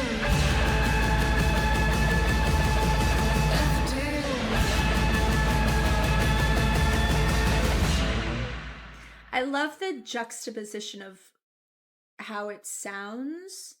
Like what you would imagine a song called Daffodil to be would be like, you know, light and airy and fluffy, you know, like, or at least that's what I would imagine just from looking through at a title, right?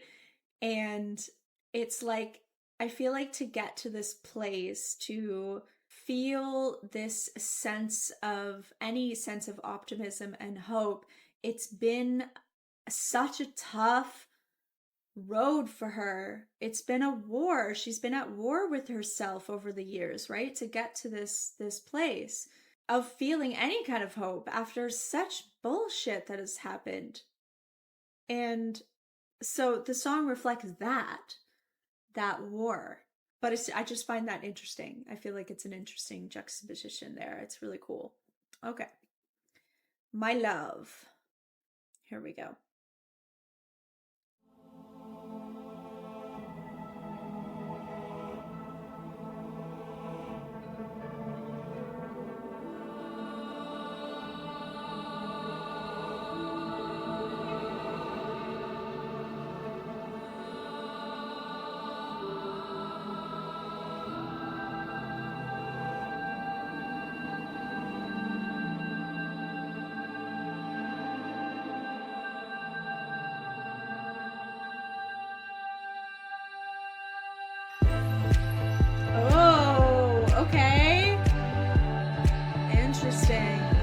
This production. This sounds so good.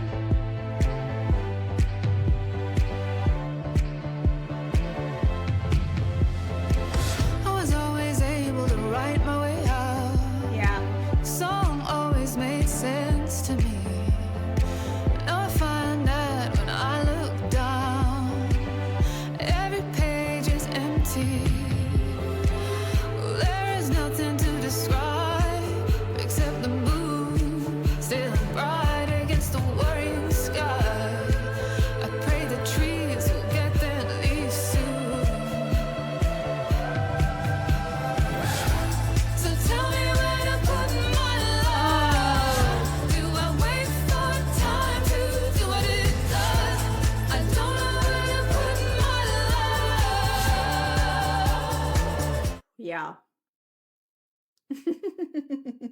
That, fuck. Why am I on, like, I just feel like I'm on such a similar spiritual path. Obviously, my life looks very different than Florence Welch, obviously. But spiritually, I feel like I'm on a very similar path. The way, that's all I'm gonna say. It's just, I just really resonate with everything she's talking about. This is so interesting. There's nothing to describe except the moon still bright against the worrying sky. I pray the trees will get their leaves soon. Wintertime again. Yeah, I just relate to this so much. Tell me where to put my love. I guess I've been like howling at the moon like that for a while now, where it's like I've done a lot of healing. I feel really open and ready to receive love again. And for me, I don't know if she's talking about in a romantic sense. For me, I'm how it's resonating with me. I'm talking about a romantic sense because I've been single for a long time now, which is fine. It's been really, really good for me. It's like exactly what I needed. But I'm getting to the point where I am feeling like I want to open my heart again. I want to receive love because I'm capable of receiving love now after so many years. After 38 years, I'm finally ready to actually receive love. And so and because I've cultivated so much love in myself more recently over the last kind of year, I've done a lot of work and a lot of growth on that. I feel like I'm bursting with so much love, and it's like where do I don't have anywhere to put it. Although, of course, I feel like I put my love to here, like to this community, to, the things I'm doing here. I've got some beautiful friends I pour my love to, my family. Although that things are complicated always there. If I'm telling the truth. But yeah, do I just wait for time to do what it does? Yes, usually. Stay open. Divine timing. Yes. Tough though. Especially when you're a very like action oriented person, and I feel like she's like that and I'm like that. Like I get that idea of like needing to control things. And sometimes you just have to do what you can do, take the aligned action that makes sense, of course. But then also just relax and let go a little bit. Let go of that control a little bit. It's a co-creation, right? When it came, it was stranger than I had ever imagined.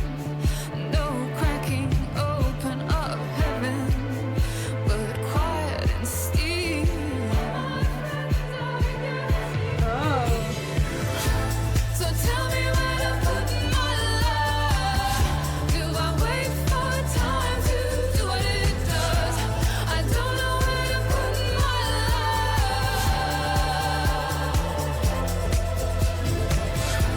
So tell me where to put my love. Do I wait for time to do what it does? I don't know where to put my love.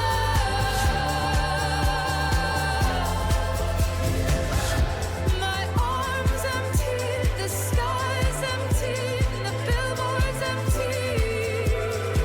Oh My yeah. arms empty, the sky's empty, the building's empty. So I know in that last part, that was really cool, by the way. I'll have to go back a bit to hear that transition. But I know in the other song I was looking at in Genius, she was talking about the pandemic. So I'm wondering if when she was writing this, we were obviously still in that somewhat, although she would have been right. I don't know. I don't know how long it took her to.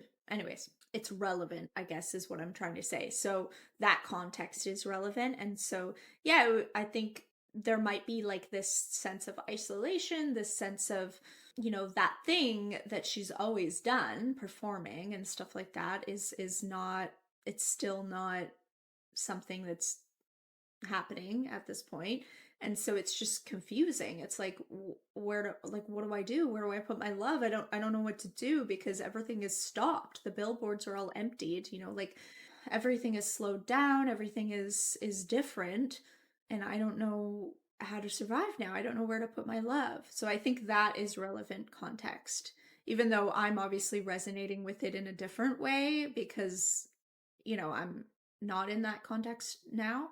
I've got my own context to this story, but I think that's relevant in the writing of this. It's interesting. The sky's empty, the building's empty.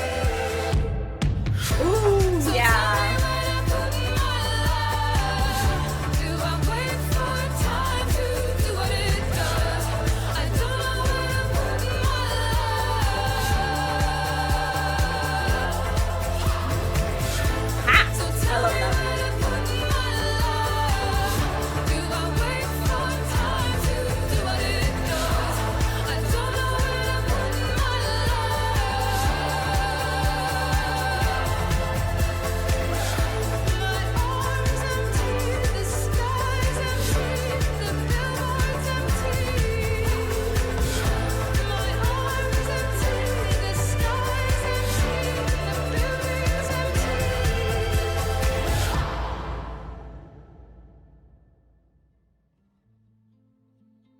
Oh.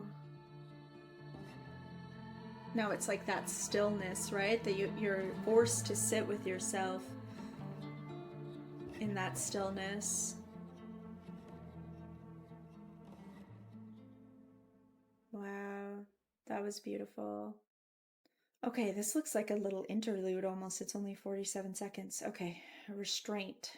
We're getting to the end here, at least of the songs, and then we've got a few poems to do.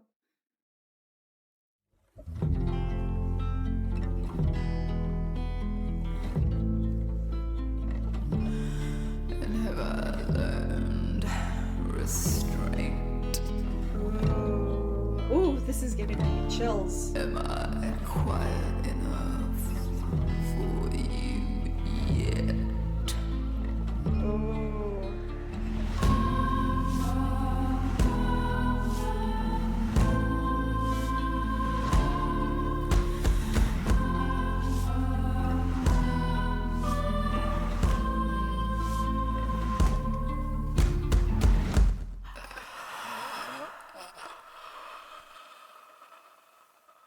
Oh, wow. I feel like it's like we're almost talking to God again a little bit. It's like she's learning these lessons, but she's still bitter about them, which like I am too. Fair enough. But sometimes it's like, have I learned to balance enough yet? I don't know. Kind of felt like that. It was interesting. Okay. The bomb. Here we go. Ooh, the breath again. So that like obviously went into from the last one. See, this is what I would have imagined Daffodil to sound like. But I loved how it was actually done. You said this could have been Which, the sorry, best thing. that's actually just hilarious in a way, because this is not how I would expect the bomb to sound. But it's like the bomb sounded like how I would expect Daffodil to sound, and Daffodil sounded like how I would expect the bomb to sound sonically. But I love that. I love that she plays with these things. These okay, I'm gonna shut up and actually listen to it now.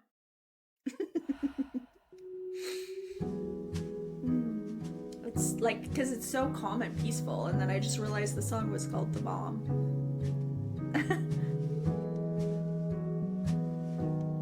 I'm just interested where it's gonna go. You said this could have been the best thing that ever happened to you.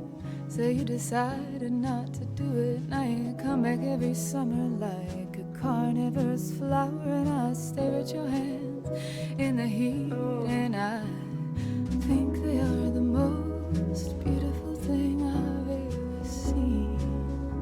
Oh. But if I was free to love you, you wouldn't want me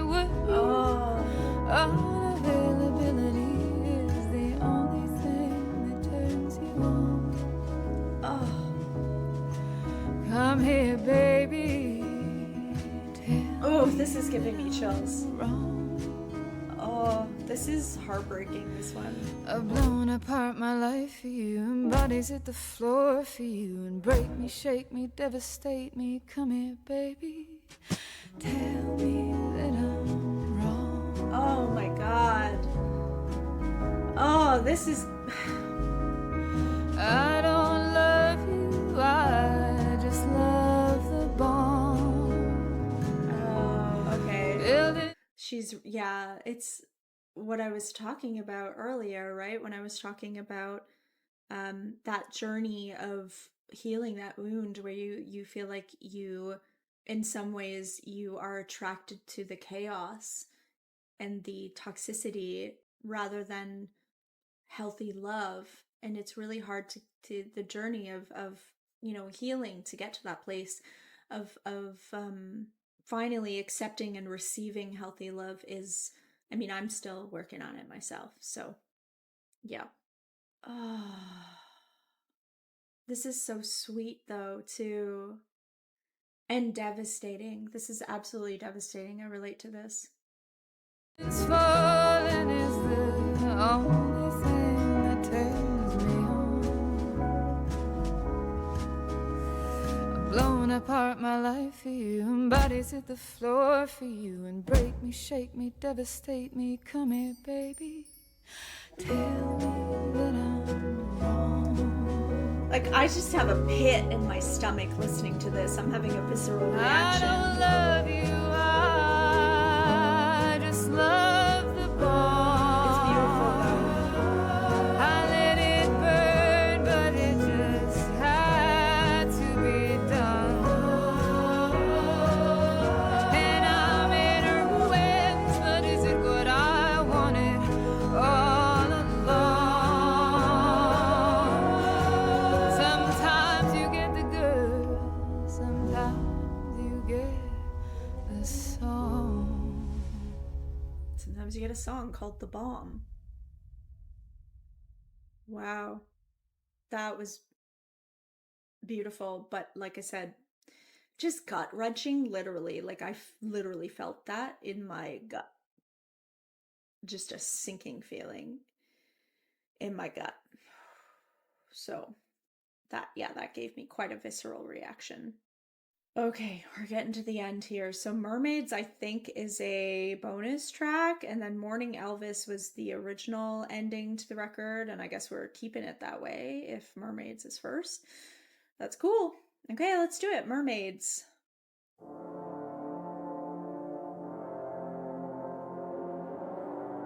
this kind of sounds cool.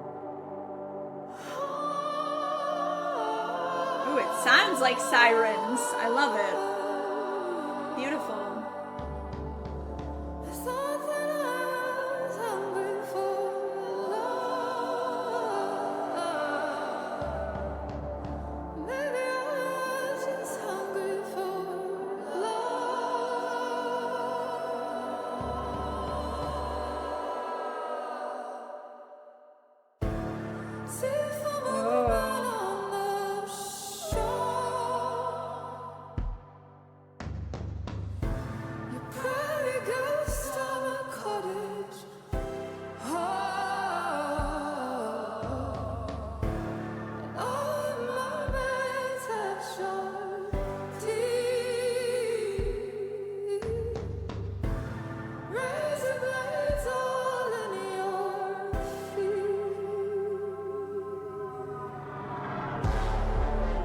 Ooh. Oh my god. This is amazing. Holy shit. Yeah. Oh my god, this sounds so good. England is only ever grey or green. The girls glitter, striding glorious and coatless in the rain. I remember falling through these streets, somewhat out of place, if not for the drunkenness. It makes my chest hurt to think of it. Not of regret, but of missing that cheerful oblivion. Cheerful oblivion. It was not all pain and pavement slick with rain and nights from shitty clubs and doing shitty drugs and hugging girls that smelled like Britney Spears and coconuts. And with your mermaid hair and your teeth so sharp, you crawled from the sea to break that sailor's heart. You only get one night upon the shore, so dance like you've never danced before. And the dance floor is filling up with blood, but oh Lord, you've never been so in love. Cheerful Oblivion. Wow, I love that.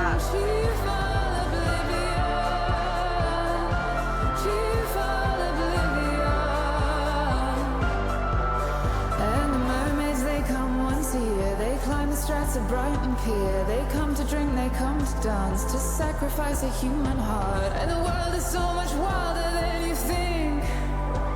You haven't seen nothing till you've seen an English girl drink. Ooh, yes! So good. I love this part.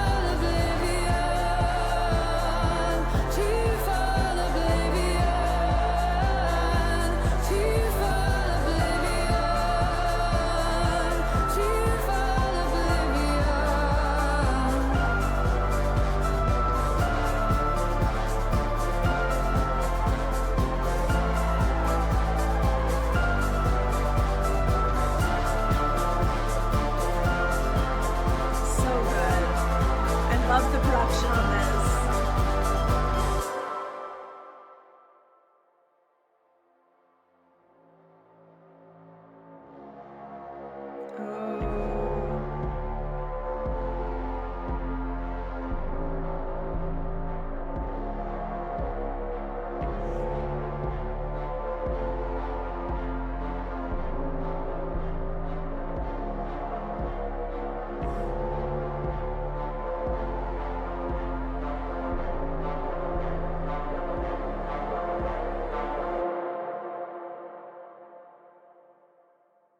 It feels like a similar theme to the one that, God, what was it? The satirical one. Was it Dreamgirl Evil? Yeah. It seems like similar theme to that, where it's like playing this part of being both very alluring but dangerous, sacrificing human heart, you know? And yeah, it feels like it could be also kind of just a metaphor for being in this sense of cheerful oblivion with some of the vices or addictions we can have in life. It's like it lures us in, but it can also be very harmful and dangerous to us. So it kind of just feels like a metaphor for that. Love it. Okay. Morning Elvis. So this is the last track on the album. And like I said, we will go through the poem versions, but this is the last song. Morning Elvis.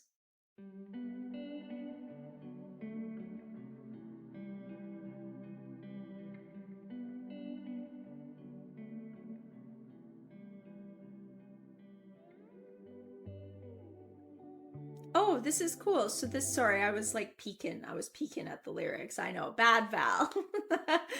But it's like bringing that idea of king back. I didn't even think of Elvis when I listened to The King, like that first song, but that's so interesting.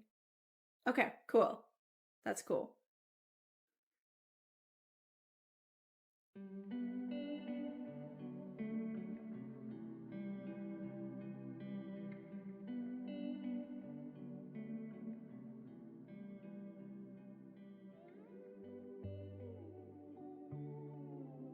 This is so beautiful. It's so interesting. I like it. When they dressed me and they put me on the plane to Memphis, well, I never got to see Elvis. I just sweated it out in a hotel room, but I think the king would have understood why never made it to Graceland. The bathroom tiles were cool against my head. I pressed my forehead to the floor and prayed for a trapdoor. I've been here many times before, but I've never made it to Graceland. And if I make it to the morning, I should have come with a warning. And if I mean, it just kind of feels like that low moment that I was talking about earlier in the reaction, right? I don't know exactly why she's in this low moment. It could be anything, alcohol, drugs, or just spiritually in a really low fucking place emotionally. But it feels like that dark night of the soul moment that I was literally talking about earlier, and that she was, discussing, cursing up at God. But if she comes out of this night, if I make it to the stage, I'll show you what it means to be saved. Yeah. make it to the stage, I'll show you what it means to be saved. Well, pick me up in New Orleans, pinned in a bathroom stall. Pick me up above my body, press my corpse against the wall. I told the band to leave without me. I'll get the next flight and I'll see you all with Elvis. If I don't survive the night, if I make it to the morning, I should have come with a warning. And if I make it, I don't know the exact context to this, so I don't even want to I don't even want to try to speculate, but yeah, definitely it could even be like a very physical thing that happened. I don't know. Not a good time. And I'll see you all with Elvis if I don't survive the night. Yeah. to the stage, I'll show you what it means to be saved.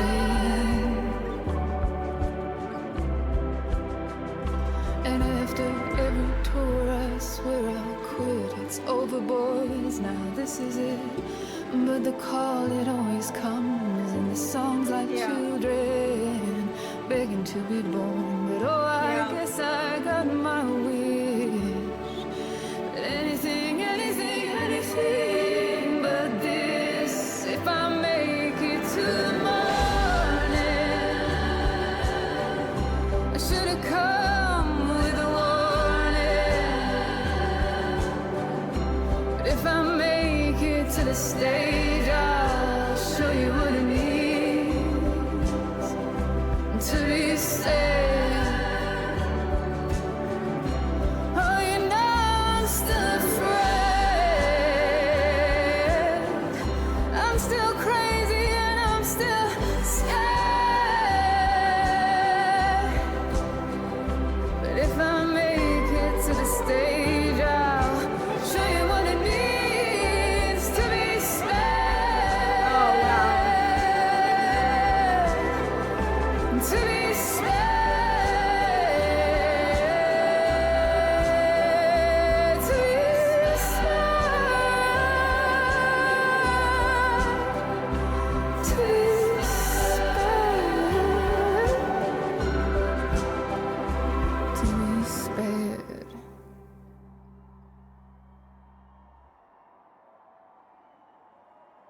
You can hear the crowd. And she's back again, doing the dance.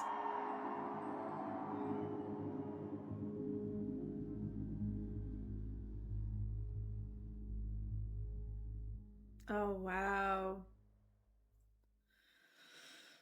Shit. I love how that ended, though. I love albums that don't necessarily have like a tight bow wrapped up on the theme.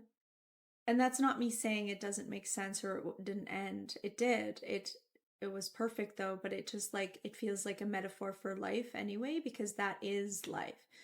Is life is never wrapped up in a bow and, you know, I've done all this growth and it's perfect. It's like, no, we're literally going to end on the lowest moment here. But, you know, it ends with her still feeling that pull to come back to the stage and do what she feels called to do. Keep doing the dance, even though it's killing her in some ways. Ooh, beautiful. But I'll show you what it means to be spared. So there's also purpose in that. It's like she's sharing the pain and she's sharing how hard these things are. But it's, you know, it's testament to what it means to be saved, to feel saved, to you know, rise from the ashes, that kind of thing, over and over again, which is very inspiring to me for sure. Okay, King poem version. I feel like I say this every time, but I'm like, every album I'm like, oh, that's my favorite. That's my new favorite. It's like, I just feel like they literally keep getting better and better. And I loved Lungs. Like, I loved where it started. But I don't know. It'll be interesting because I've just been going through, so there might be like recency bias too. So, like, after I've had a chance to really take in everything, I'm sure I'll have a different opinion and I'll actually be able to say which one's my favorite, but it's so hard because in this moment, this one's my favorite. And now, but I said that with High as Hope as well. And I said that the last one in How Big, How Blue, How Beautiful. It's wild. Okay. That was everything. I love that top to bottom. I love that journey. It really did feel like this dance, yeah, this careful dance of trying to balance everything, trying to balance these big emotions and not being sure how to, and just really being in the depths, the darkest depths really of your soul, and not being sure how to come out of it. But it feels like every record just feels like there's a little bit more hope, and it's beautiful. It was really relatable, and it was literally everything I needed to listen to today. That's all I'll say. Ah, that was stunning. I can't even say, like, sometimes I'll go through my favorite tracks, but that was a lot, and I loved, I guess, if I really had to, Free was everything to me.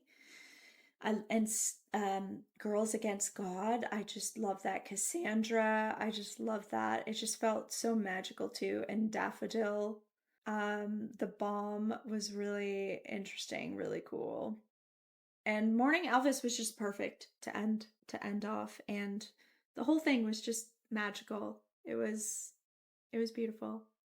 Anyways, so I think the next reaction after this will be the new one, which is wild to me that we're here. I'm very excited to be here though. I'm ready. I'm ready. I know she did a bunch of press recently, and so I want to get up to date with her mindset and how she's feeling and the things that she's gone through to just kind of understand a little bit more, a little bit back story, back context for the new album. So I will, but yeah, anyways, I hope you guys have a wonderful rest of your day and week, and I will see you for the next video.